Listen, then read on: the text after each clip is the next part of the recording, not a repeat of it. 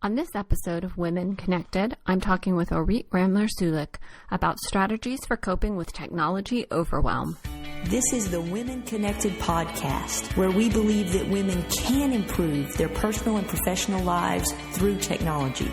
If you're ready to cut through the noise and learn exactly the tools you need to create your professional brand, be recognized, and keep up in today's fast-paced world, then stay tuned.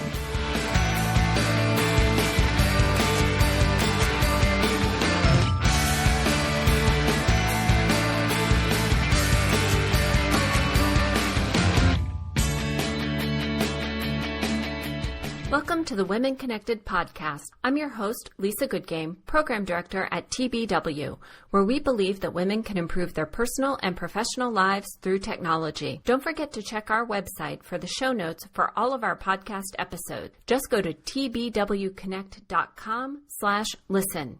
If you're enjoying this podcast series, please take a moment and rate and review the podcast on iTunes. We appreciate your support. If you want more great content from TBW, you can like our Facebook page and follow us on Twitter. But even better, you can join TBW for just $52 a year and get access to members-only resources and events. Visit tbwconnect.com/join for more information. Today I'm talking with Orit Ramler-Sulik, a coach and consultant, about an issue that plagues us all from time to time, technology overwhelm. Orit has an extensive background in education, particularly with special needs students. Her experience informs how she works with clients who are struggling to adopt new directions for the aspects of their life and work that they want to change. Orit believes that sometimes we all just need a moment to vent and then reinvent our perspective to move forward. In today's conversation, we're looking at how to reinvent our relationship with technology for better outcomes and better balance. Orit, welcome to Women Connected. Thank you, Lisa. I'm honored to be here. So today we're going to talk about a lot of, I think, really interesting things with respect to our relationship to technology. But I just wanted to start with a first question about technology that makes a difference in your life. If there's one thing that you could say that makes it possible for you to maintain your busy professional and personal schedule with technology, what would it be? Absolutely, there is. And I would like to share some personal relationship with technology first. And I grew up and I moved around countries. I lived in 7 different countries as I was growing up. And as an adult, I started to feel that part of my past was gone, left behind. And that, I sent letters to my friends at the beginning for 4 months, but then growing up, that's not something that you really do. So I lost track of most people. And now, thanks to Facebook and Skype, I recovered my past. I'm now in touch with my friends from preschool to college all over the globe, and even with some teachers that made an impact on my life. I really caught up with people I haven't seen in many years, and we share our day-to-day life. I'm in touch with people all over the world, and it's really just wonderful. But on the same page, we moved to the States 15 years ago, and my kids were very young. And when I was a kid, my parents used to record me singing and sending messages on a tape and mail it to our family. And sometimes it will take months for them to receive it, and then for my grandma to send me a tape back reading me a bed story. And my parents will mail pictures. And for my kids, Lisa, the experience was so different. We had Skype, we emailed pictures. Still, there is a hug that never can be replaced by technology. But, and I hope it will never be. But the day-to-day is so much easier to share that distances are shorter because of that. And to say that, I am now working with people all over the world, and it's really, really easy. It's also sometimes a problem because you need to set some limits and some boundaries, and I'm sure we're going to speak more about that later. But the feeling that you can put together your whole world in one place and be in touch really made the difference for me.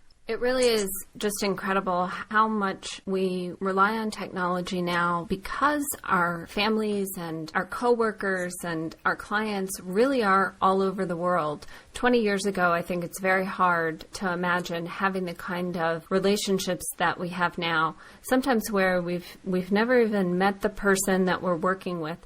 As in our case, you and I have only spoken to each other on the phone or on Skype like we're doing today, and yet we're able to create something. Or as you're talking about, for example, with your family, sustain relationships between generations who are so far apart. Absolutely. I think that this is the generation and the time of connections, and it's kind of a gift that we got at our time. And it's important to take advantage of that. I always tell my clients, your world is much bigger than what you see and what you have around it. Go out and explore it. So we're talking now about some of the benefits of technology. Can you talk a little bit maybe about a challenge you've had in your work and how technology has helped you to solve that? Absolutely. I'm thinking now on a professional note. So it's again, I believe, is a combination between personal and work. I'm the caregiver for my parents, and my dad, who is doing well now, had a heart attack a few years ago, and I needed to be there for him. He wasn't speaking English, and he really needed my support with my mom. At the same time, when I was executive director of the local Jewish Federation, I was extremely busy with deadlines and critical issues. But still, I knew my priorities. I knew I need to be with my parents and their well-being. But I also knew that there are things that I need to do at work at the same time. So it was easy, right? I took my office somehow with me. And in between Dropbox and Skype, I was in many meetings through Skype, and my computer and my iPad and my cell phone. I was doing everything I had to do. I had the phone. It was really easy to be somewhere else and take care of what I had to take care of.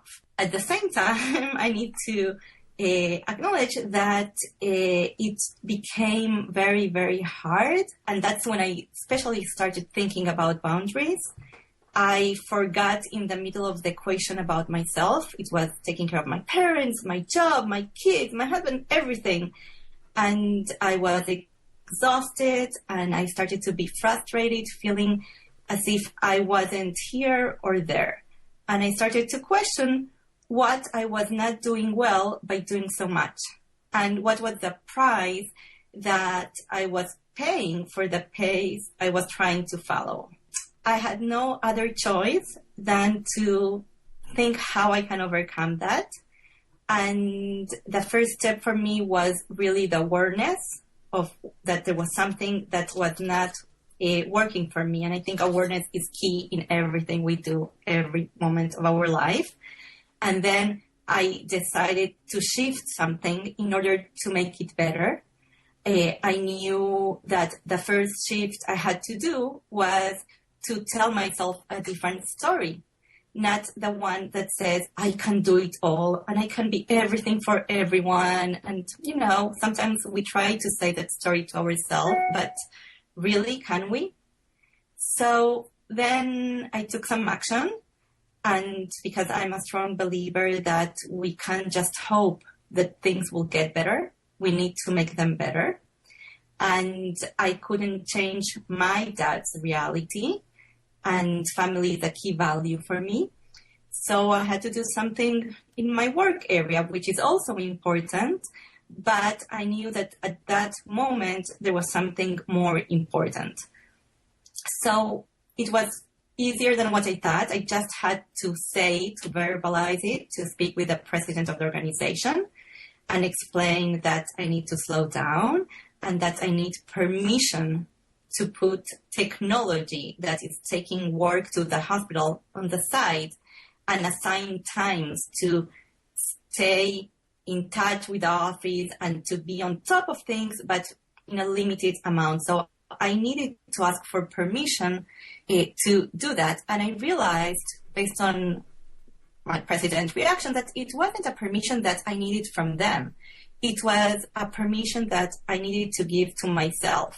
And that's something that happens many times, that we need to allow ourselves to put technology aside, leave work behind. I learned a lot from that experience, to ask what I need and not to make assumptions about what is expected from me without checking with others. And that it's important to be at one place at a time. I think that story is something that probably just about every person listening to this episode can relate to. The moment that office-issued BlackBerry or office-issued iPhone now or laptop is handed to us, it almost becomes like a pair of golden handcuffs, something like that, where you suddenly feel like you have freedom and you don't necessarily have to be in the office all the time. But at the same time, you feel this strange sense of obligation now that you need to be connected all the time. And that really sounds like the kind of struggle that you were going through. Absolutely. And it was more self-imposed than real. It was an assumption, a self-expectation that I had in my mind, that I said to myself, I became the slave of technology. But it was more my choice because that I thought was the right thing to do. And it wasn't. So as you went through that process of really giving yourself permission, what kind of strategies did you end up adopting to help prevent technology from really eating up that precious time that you needed to spend with your family? So I set some boundaries regarding the times where I'm available. I also learned how to use my away message, that I knew how to set it, but I never used it. It was something that I perceived as wrong. I can't be out of reach because something can happen when I am not there. And the reality is, in most of our jobs, it is okay for people to wait. It's not okay for us not to be responsive. I always follow the 24-hour rule to get back to people. But if I have an away message explaining why I'm not there, it is okay. So I started to use some tools that will allow me to feel good with what I need to do, and to let people know when I'm available, when I'm not, what I need at the moment, if I will get a call that I can take. I learned it's okay not to answer your phone the whole time. And if someone needs you, they will leave a message. You listen to the message, then you decide what you're going to do next. And it is okay to be out of limits sometimes. I think that is really profound advice for all of us. We've kind of come to believe that we really should be available all the time. And sometimes there are people in our lives who expect us to respond immediately and who expect us to maybe treat their needs as greater than ours. What sort of recommendation do you have for women to do a better job of setting boundaries when something like that is occurring? Okay, I can go for hours with that. So stop. So it's not a secret that 24/7 connectivity and digital distractions in general are taking a big toll on our well-being. And the first thing, as I said before, we need to acknowledge that. I also believe that technology is not the problem, we are. For example, I read in a 2010 AOL survey that I always keep in front of me that 59% of mobile users, they check their email even when they're in the bathroom, right? Really, is there a need for that, right? So it's like, if I know I love chocolate cake. I know I love chocolate cake. And if I have it 24/7 in my refrigerator, and I know I can't control it, I can't blame the cake, right? It's my responsibility for not having it in front of me the whole time and to control myself. So it's important to know that technology can be a very good way to make things easier. but we need to make sure that we're not dependent on it. The other day, the power went up in my house, and my first reaction was, oh my God, what I will do now? How can I do my work? I won't be able to. And then I remembered that I have paper, pen, and there are many things I can do, regardless that I can choose to go to another place to do my work. But you know what? I was so efficient, and I realized I can't be a slave of technology. I need to control it so it doesn't control me. So the first thing I always recommend, because usually people call me to help them not be slaves of technology more than how can I use it.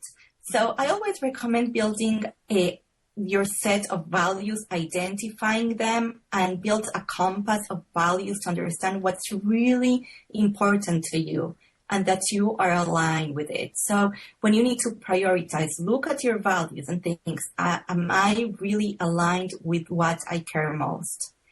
And then the best way is to be present in one place at a time. I believe in living in the now. I also believe in planning for the future. I think that it's not one extreme or the other, but really being present in one place at a time. So what you were just talking about really makes me think about some work that you mentioned on your website that you like to do with clients, and that is the shift from the have, do, be outlook to one of be, do, have. And I was wondering if you could talk a little bit about the difference between those two perspectives and maybe how the smart use of technology can help us to better adopt that be, do, have way of living. Great question. So everything started because I do believe there is a tendency to think that we need X to do Y, and then we will be able to be Z. And what I'm inviting people to think is a shift to first be Z, then do Y, and then you will be able to have X. And to put it in other words, many people think they can't be successful or good at their jobs or happy until they get something in order to do something. They put their life on hold, right? I need this, and then I will be able to feel this. And I will give you an example. I had an employee who told me she couldn't be efficient in her job until she gets a new program that, by the way, the non-for-profit we were at couldn't even afford. And she really didn't try to do it manually or to find an alternative. She really was stuck that she needs a specific program to do her job. And it was a self-fulfilled prophecy. She couldn't do her job. And guess what? She lost her job, and someone else came in, and they did the same job with what was available. And then she was so good doing the job with what was available. And it showed that there was some deficiency, but she was really good doing it, that there was a donor who gave us a gift to get the technology that was really important. So she didn't wait to be a successful employee. She just did what she had to do.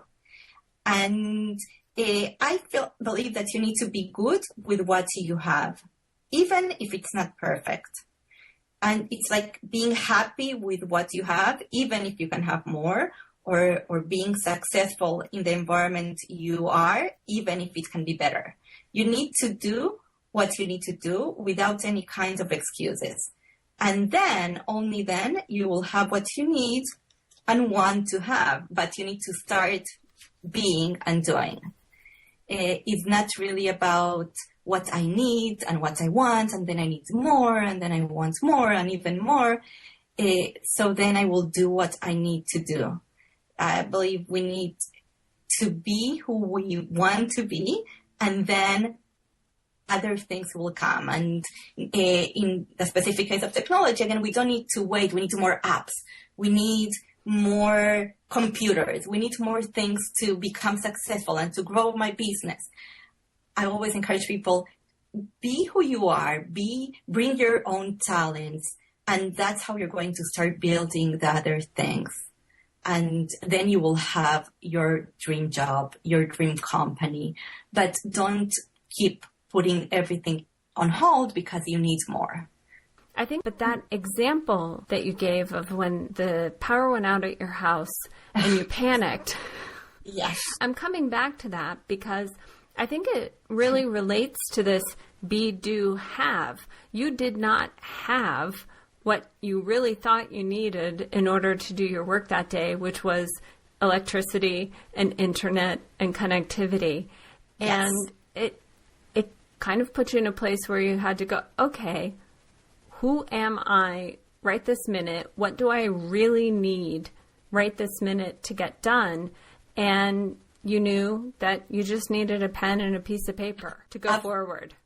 Yes, I like the way you brought it back to that. And that's a perfect example. So be, do, have. That's our goal.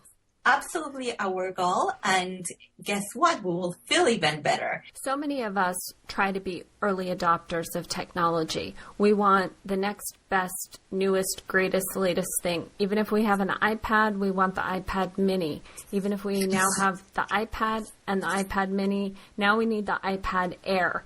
Is the iPad Air going to do anything so much better or so much differently than what we already have? But that focus, I think, on the have, on the getting the next thing that is going to change everything, it often doesn't seem to work that way. It's just one more new thing that we have to kind of wedge into our already overcrowded schedule, our already overcrowded workday.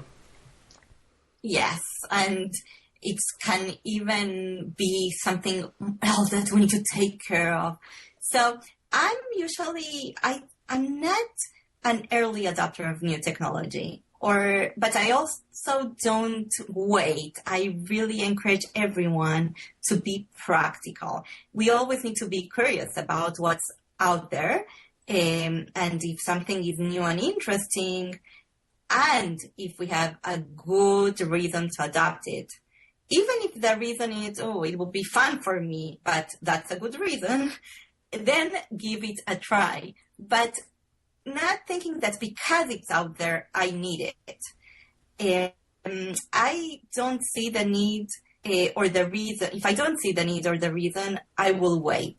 And I won't just have it for the sake of having it because I'm up to date. And I will only adopt technology if it seems to solve a problem or enhance what I have or make something easier or better. But I need to make sure that that will be the case. And usually I will let others try it first and build a good case for that new thing that is out there. So I based a lot of myself on recommendations, and I encourage everyone to ask others how it's working for them, because one thing that we always need to remember, that not everything that is good for someone else will be good for us, and it's not by default. So we really need to see what works for us, and it can be very different from what works from others. The other place where I usually follow what's new, and in that case I adopt it as soon as I can, is whatever my kids get. So they are young adults, teenagers, young adults, and I want to keep speaking their language. I want to have a common language with them, and that's why I need to live in their same era, so I can't resist change or new things because it's happening regardless if I want it, like it, or not. So I always try to be up to date with whatever technology they are using. That's a really amazing recommendation for the parents out there, not only because it's great to keep up with what your kids are doing, but it can also help you head off any issues that might develop out of it. Issues with how they're using the technology, and it may be distracting them from schoolwork and other responsibilities that they have, but also just sometimes some of the dangers that children can run into when they're connecting with other people online, for example. Absolutely. With my kids, so now Facebook became my world, and I can't say when people say, How do you use it? I love it. I use it. I communicate. I work with my clients. I have my world and everything. But when I started, it was because of my kids. The rule was you can have Facebook if I am your friend and I have Facebook too. And I promise I won't embarrass you. I won't post on your wall unless you give me permission to. I don't want to be invading your world. But you need to know that for safety reasons, I need to be your friend. And that's how it is for most things that they have. That's a great recommendation, Orit. Thank you for sharing that. Thank you. So while we're talking about social media, one of the things that I think sometimes can get us into trouble is when somebody asks us to do something and we're not really that interested. We want to refuse nicely. So we kind of waffle and we say, sorry, I think I'm busy that day. But when everyone can see that you're on Facebook or on Twitter or Pinterest or whatever your favorite social media site is, and they can see what you really did that day because you posted pictures about it, that can make you feel kind of caught out. So what recommendations might you have for people who are struggling with this issue of saying no because they want to please their family members, please their friends or colleagues, but they are really also trying to guard their time? How can we say no more effectively and with conviction so that we're more honorable with ourselves and with our friends and colleagues? Saying no, it's a big struggle for many, many people. Saying no with conviction is a whole topic that I'm really passionate about because it took me many years to learn how to say no. And there are two practices that help me a lot and that I always work with my clients a lot on doing. The first one is to really understand that when you say no to someone else's request, you're saying no to the request, but you're not saying no to the person. And the same thing when you ask someone something and they say no to you. You should not hear it as something personal. They're not saying no to you. They're saying no to what you're asking them to do. So when we detach the no from all the emotional repercussion that it can have, it's easier to say. And it's important to explain why I'm saying no to you at this moment in time. And I can also help you find a solution to what you need and to make a recommendation. And for you to understand that, please understand, I'm not saying no to you. I'm saying no to what you're asking me to do now because of this, and this. And I will be very happy to help you find another solution. So that's one thing that always helps. The other thing that helps is thinking that when you're saying no to something, you're saying yes to something else and vice versa. So for example, a no to a meeting that you're invited to can be a yes to having more time working on another project. Or a no to an invitation that someone, if you can be a yes to have more time at the gym. I always encourage people to think what you are saying yes and no to every time you use either one of those words. And you can share it with the people you're getting the request from.